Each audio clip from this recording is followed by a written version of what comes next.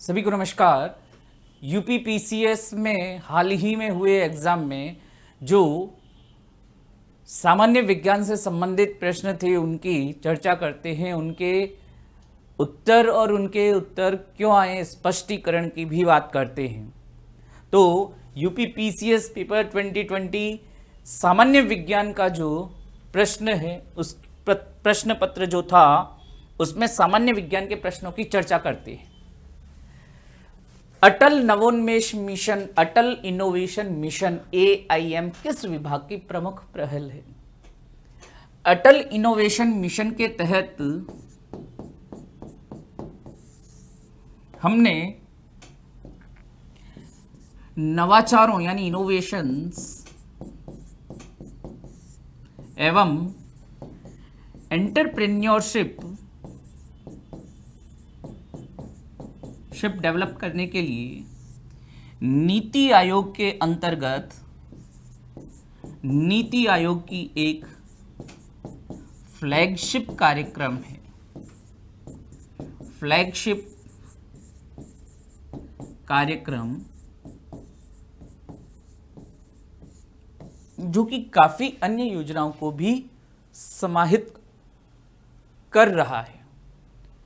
एक तरह से अम्ब्रेला प्रोजेक्ट है जिसके अंतर्गत कई ऐसे नवाचार, स्टार्टअप से संबंधित ऐसी योजनाओं को रखा गया है। तो युवाओं में नवाचारों और एंटरप्रेन्योरशिप को बढ़ावा देने के लिए नीति आयोग के द्वारा ये अटल नवोन्मेषण मिशन की पहल की गई। पूछा है कि किस विभाग की प्रमुख पहल है? मानव संसाधन विकास मंत्रालय, नीति आयोग, सामाजिक न्याय एवं अधिकारिता मंत्रालय, विज्ञान एवं तकनीकी मंत्रालय। लिखा हमने क्या कि नीति आयोग। आंसर हो जाएगा बी। अगला प्रश्न देखते हैं। निम्नलिखित में से किस प्राकृतिक पदार्थ में लौह Fe विद्यमान होता है? चलें ऑप्शन देखते हैं। क्लोरोफिल, कोलेजन, केराटिन और मायोग्लोबिन। क्लोरोफिल की बात करें तो पौधों में पाया जाने वाला वर्णक, पौधों में। कोलेजन, केराटिन और मायोग्लोबिन ये सामान्यतः जंतुओं में पाए जाते हैं। क्वेश्चन ये थोड़ा सा इसमें ऑप्शंस की बात करूं तो यहां दो ऐसे ऑप्शन है जिनमें आयरन या लौह तत्व पाया जाता है। हालांकि यहां पर मायोग्लोबिन, ध्यान रखना, मायोग्लोबिन और क्लोरोफिल दोनों में आयरन पाया जाता है, तो इसका यह ध्यान रखना मायोग्लोबिन और क्लोरोफिल दोनों में है। लेकिन एक्चुअली क्या होता है कि क्लोरोफिल में मैग्नीशियम भी पाया जाता है। तो यहां पर अगर एक चूज करना हो तो मायोग्लोबिन चूज कर सकते हैं। यह भी आयरन युक्त, Fe युक्त प्रोटीन है जो कि स्तनधारियों एवं अन्य कशेरुकी प्राणियों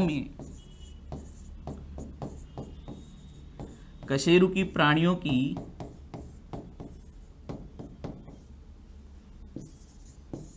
रेखित पेशियों, स्ट्रिप्ड मसल्स या स्ट्राइटेड मसल्स में, रेखित पेशियों में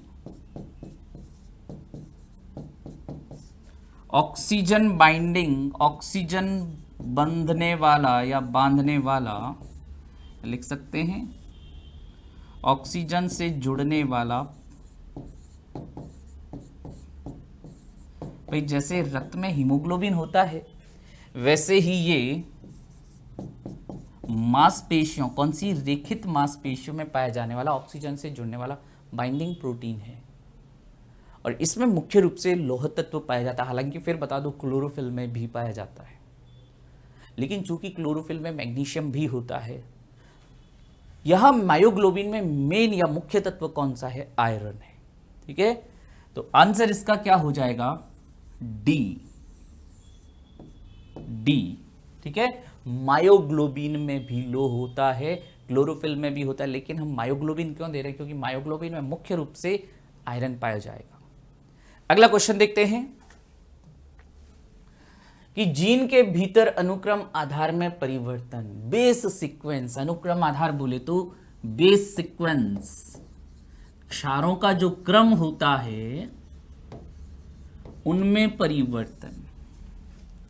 जैसे हम देखते हैं कि जीन क्या है भाई, जीन की बात करें डीएनए के खंड होते, व्हाट इज जीन, जो डीएनए के ही कुछ खंड होते हैं जो हमारे लक्षणों का निर्धारण करते हैं। जैसे मान लिया ये इतना सा जो डीएनए का खंड है वो कोई जीन है, मान लिया इस जीन में या इस डीएनए में कई ऐसे क्षार निश्चित क्रम में जुड़े हुए थे।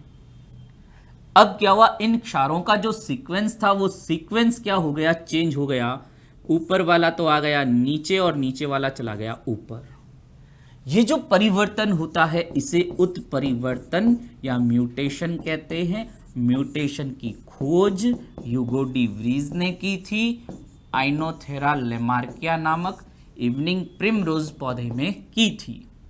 उत्परिवर्तन की खोज की बात करें तो खोज की ह्यूगो डी व्रीज ने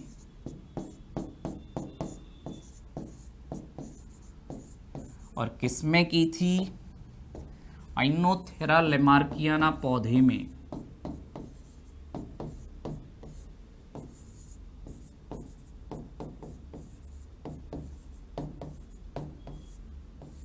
पूरा एक ही नाम है, ध्यान रखना, आइनोथेरा लेमार्कियाना, या इसे इवनिंग प्रिमरोज भी कहते हैं। खैर, ये जो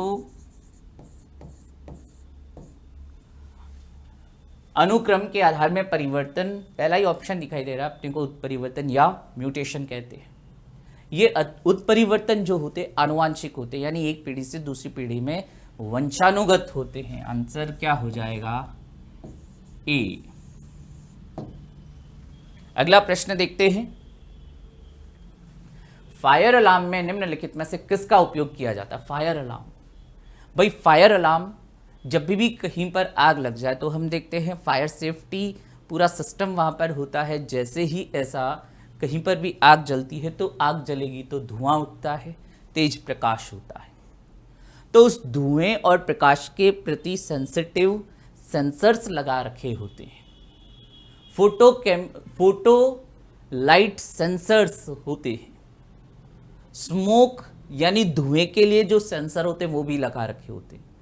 और वहां पर अलार्म यानी साउंड उत्पन्न होता है, और जहां पर वो जो फायर सिस्टम होता है तुरंत वहां से पानी की बौछारें होने लगती है। तो यहां पर सेफ्टी अलार्म बजता है जैसे ही वो फोटो स्मोक सेंसर जो होता है, फोटो स्मोक सेंसर, प्रकाश धूम जो संवेदी यंत्र होता है वह, उससे एक प्रकार का क्या है, डायोड होता है, एलईडी, लाइट इमिटिंग डायोड होता है, फोटो डायोड, जो कि इस धुएं या प्रकाश के लिए सेंसिटिव होता है। और देखो सेंसिटिव भी कैसा हो, लाइट जला दी तो ऐसे नहीं कि पता चले लाइट जलाने से ही सेंसर बजने लग जाए, नहीं। जब ऐसा तीव्र प्रकाश होता है और साथ साथ धुआं भी उठता है तब अक्सर ये फायर अलार्म बजते हैं। तो यहां पर देखें ऑप्शन में क्या कह दिया कि फायर अलार्म में निम्नलिखित में से किसका उपयोग किया जाता है। फोटो सेल, पानी, सौर सेल, उपरोक्त में से कोई नहीं। ध्यान देना, पानी कईयों को लगेगा कि सर पानी तो होता है, नहीं, पानी देखो उस फायर अलार्म का भाग नहीं था। अलार्म जो था जिसकी वजह से, या उसमें अलार्म में जो ऐसे इक्विपमेंट्स थे जिसकी वजह से वहां पर फायर सेफ्टी सिस्टम है। पानी तो बाद में आया, जब सेंसर बजा, अलार्म बजा, उसके बाद आता है पानी। वो जो पाइपलाइंस वगैरह होती है वहां से पानी की बौछारें आती है। फिर हमने देखा सौर सेल, सोलर सेल की कोई यहां पर रोल नहीं है। Photo sale, photo sale exactly ध्यान देना, फोटो सेल तो वह होता है जो प्रकाश ऊर्जा या सौर ऊर्जा, प्रकाश ऊर्जा को किसमें कन्वर्ट करता है, विद्युत ऊर्जा में। हालांकि ये फोटो सेल जैसा इसका कोई रोल नहीं था, यहां पर फोटो सेल का नहीं, हाँ फोटो स्मोक सेंसर जो था, जो एलईडी के रूप में वहां पर होता है, वह एग्जैक्टली होता है। यानी फोटो स्मोक सेंसर होता है उसमें।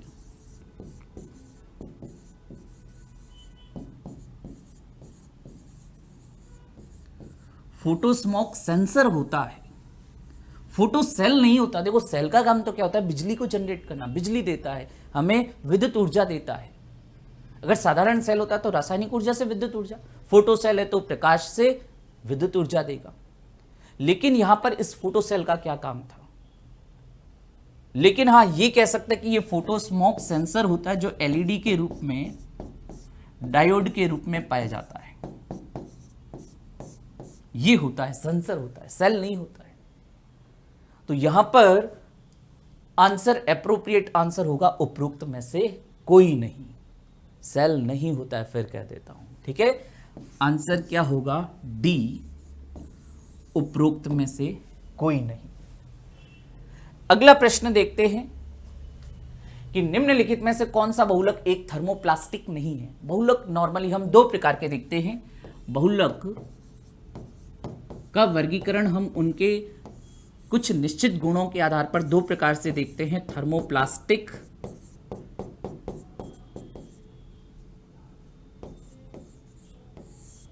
ताप सुनम्य, और एक हम देखते हैं थर्मोसेटिंग ताप दृढ़ बहुलक।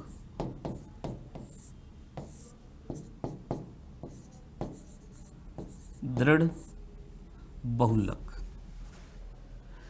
ताप दृढ़ बहुलक ऐसे जिनको एक बार किसी निश्चित आकृति में ढाल दिया, निश्चित आकार में ढाल दिया, उसके बाद उनके आकार में परिवर्तन नहीं किया जा सकता।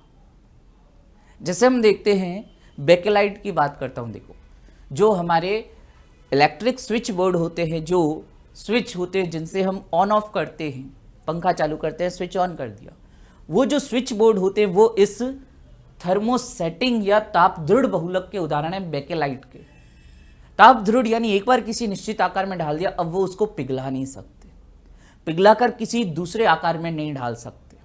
ताप दृढ़, थर्मोसेटिंग एक बार सेट हो चुका है, बदल नहीं सकते।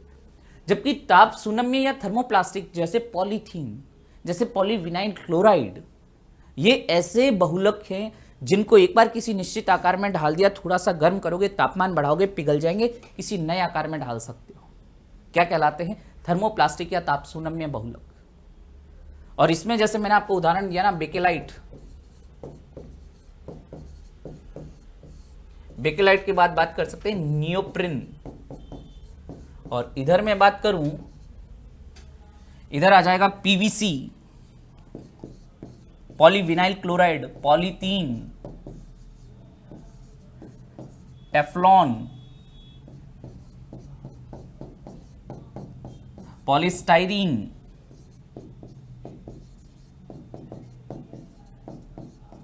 ये किसके उदाहरण हो गए? थर्मोप्लास्टिक। और पूछा है हमें कि थर्मोप्लास्टिक नहीं है, क्या क्या है? टेफ्लॉन। भाई टेफ्लॉन तो थर्मोप्लास्टिक है।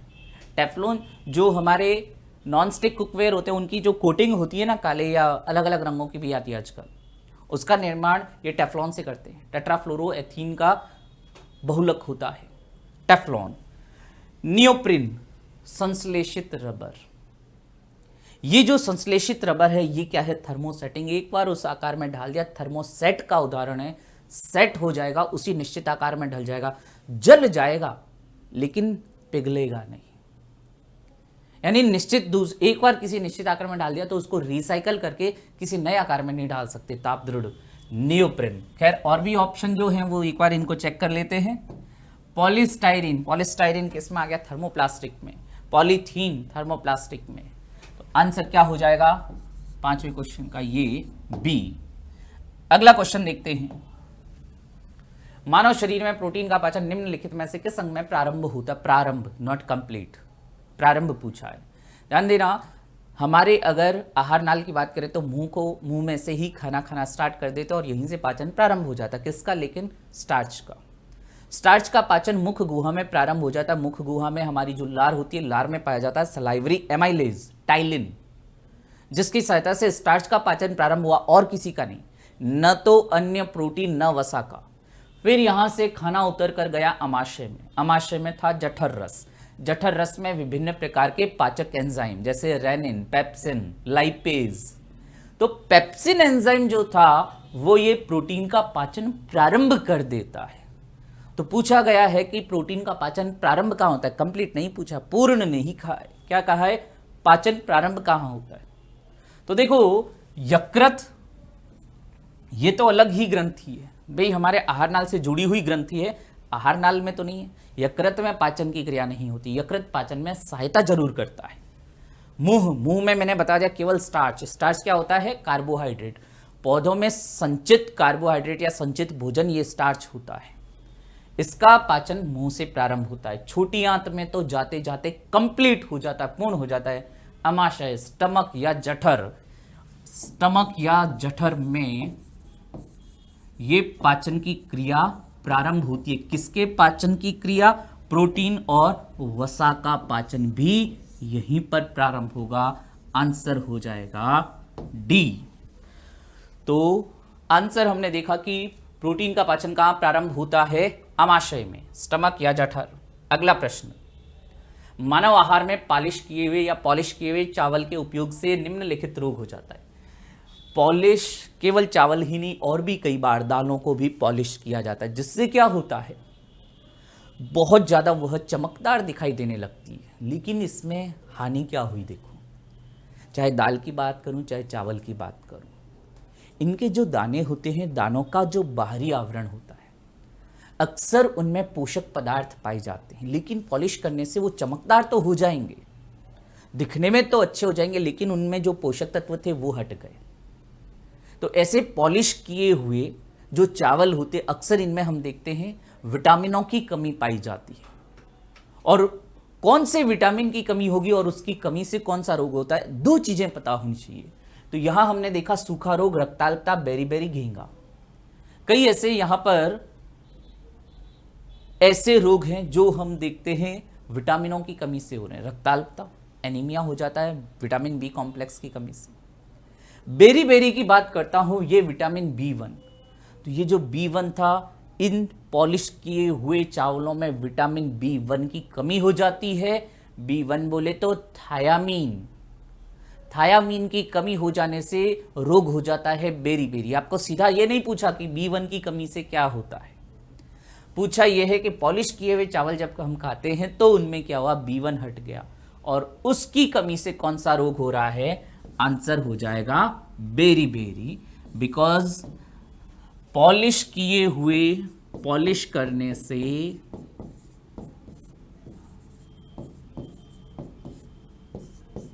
विटामिन B1 नष्ट हो जाता है या हट जाता है, ठीक है। और B1 की कमी से हम कौन सा रोग देखते हैं, अच्छा ये डी नहीं, ये सी है, ठीक है। ये सीक्वेंस थोड़ा ऊपर नीचे कर दिया क्या इसको, कोई बात नहीं, ये सी हो गया, ये डी हो गया। तो हमारा आंसर क्या हो जाएगा, बेरी लिख देता हूं भाई, ध्यान रखना बेरी है, ठीक है, बेरी आंसर ध्यान रखना। ऑप्शन में क्या रखा है। अगला प्रश्न देखते हैं, निम्नलिखित में कौन सा विटामिन मनुष्य में रक्त के जमने के लिए जिम्मेदार है। विटामिनों से ही देख लो, क्वेश्चंस आ गए इतने।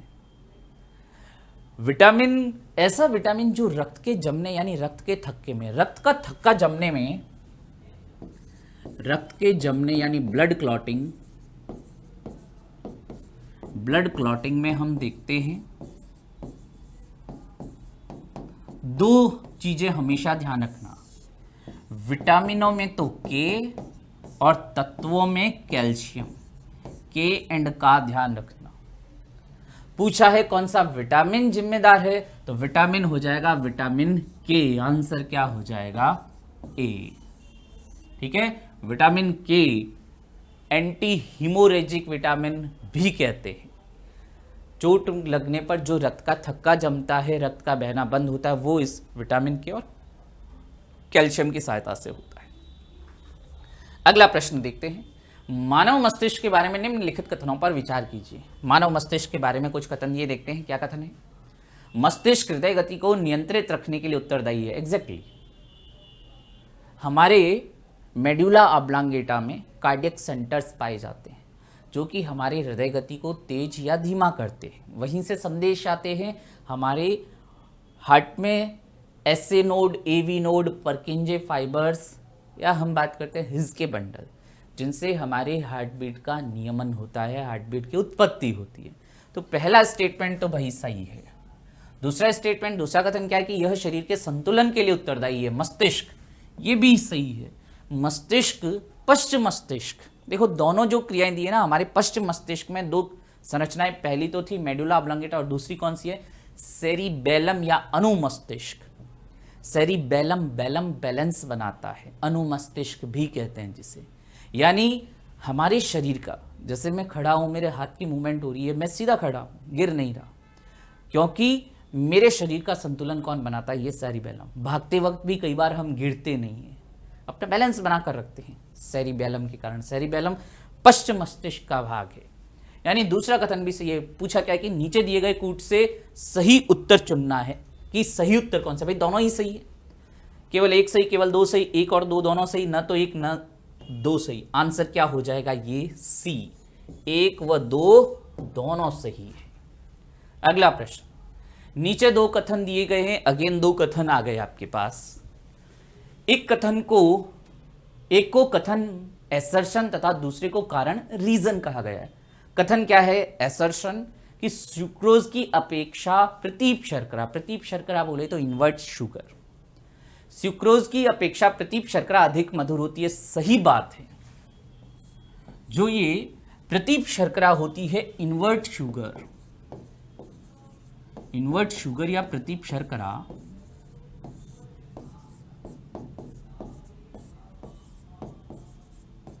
और दूसरा है सुक्रोज।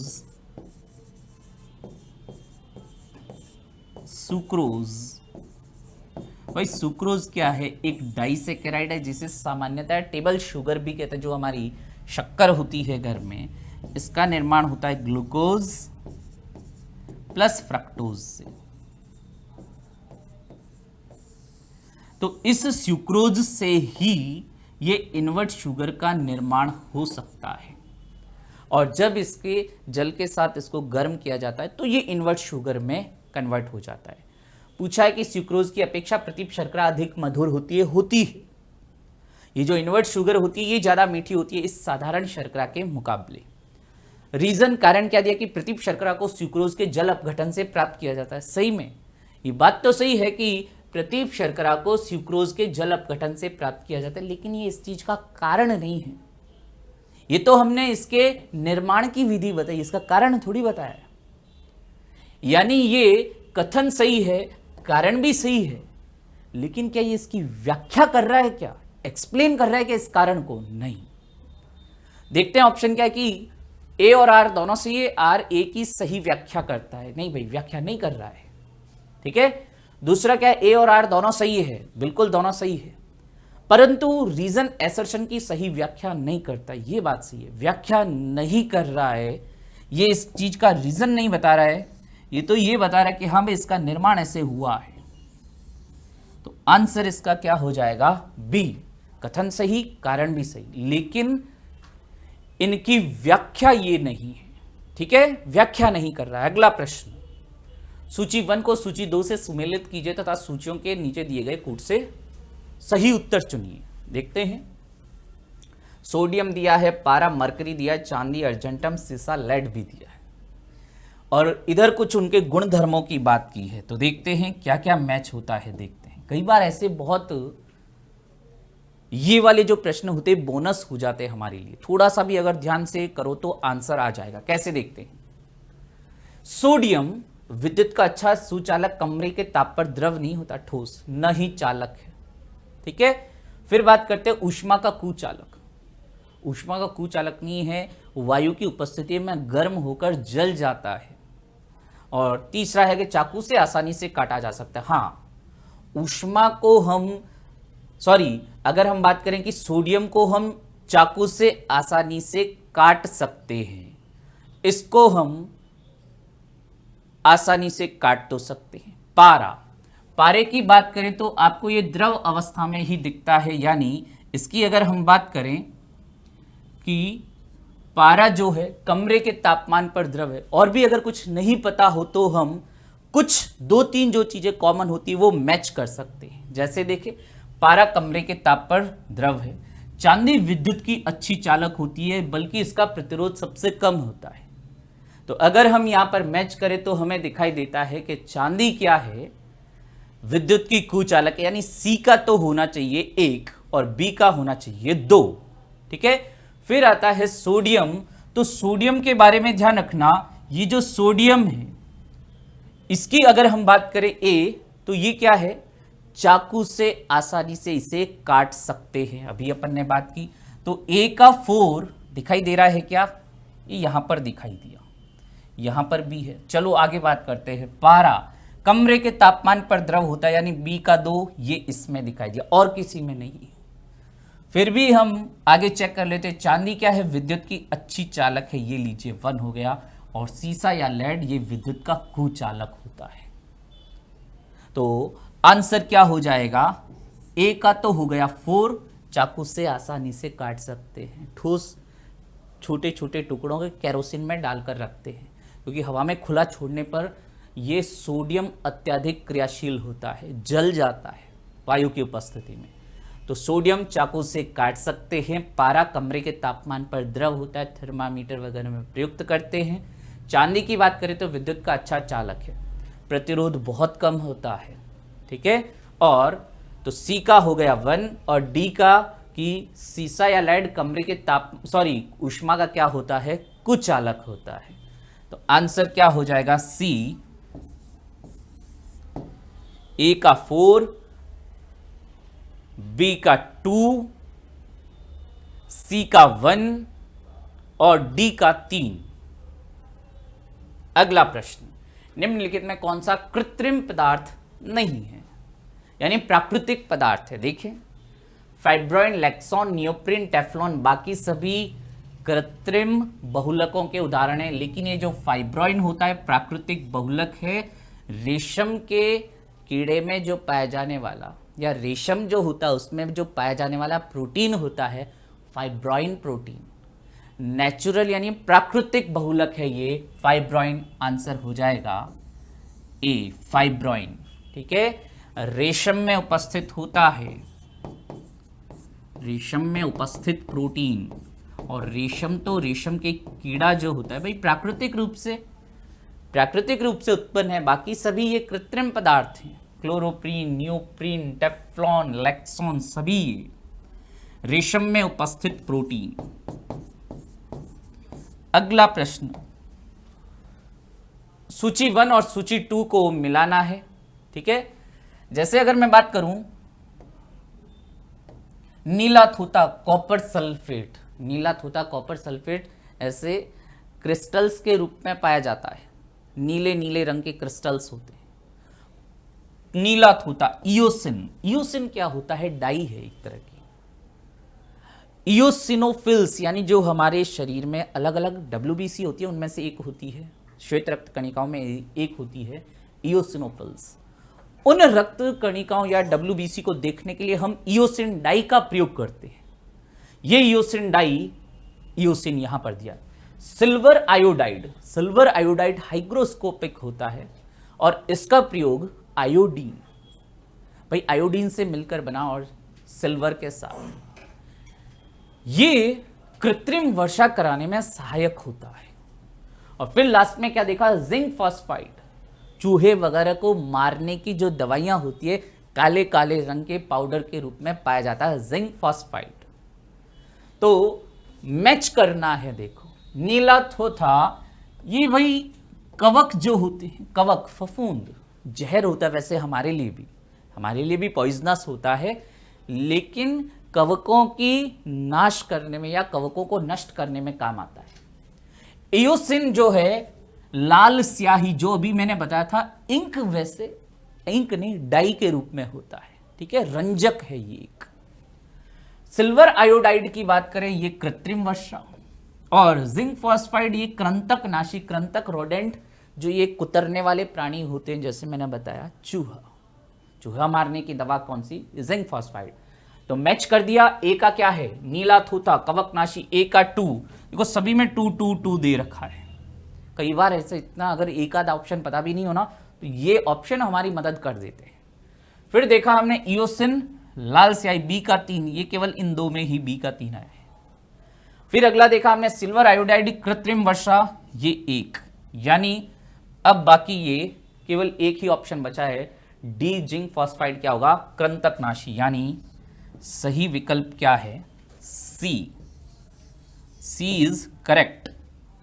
और अगला प्रश्न देख लेते हैं कि उत्तर प्रदेश में बायोटेक्नोलॉजी पार्क निम्नलिखित स्थानों में कहां स्थित है। फैक्चुअल प्रश्न था भाई, लखनऊ में स्थित है। इनमें से कानपुर, गाजियाबाद, नोएडा में से हम बात करें कि ये बायोटेक्नोलॉजी पार्क यूपी में अगर बात करें कहां स्थित है, इन 4 ऑप्शन में से लखनऊ में। तो ये यूपी पीसीएस का जो ये प्रश्न पत्र था, इसके हमने विज्ञान से संबंधित प्रश्नों को हल किया। कुछ इनमें हमने देखा भी कि कुछ ऑप्शन में जहां मैंने बताया क्लोरोफिल वाला वो जो, और मायोग्लोबिन, क्लोरोफिल में भी आयरन होता है। तो ये हमने बात की इनके प्रश्नों के उत्तर और उनके व्याख्या की। धन्यवाद, थैंक यू वेरी मच।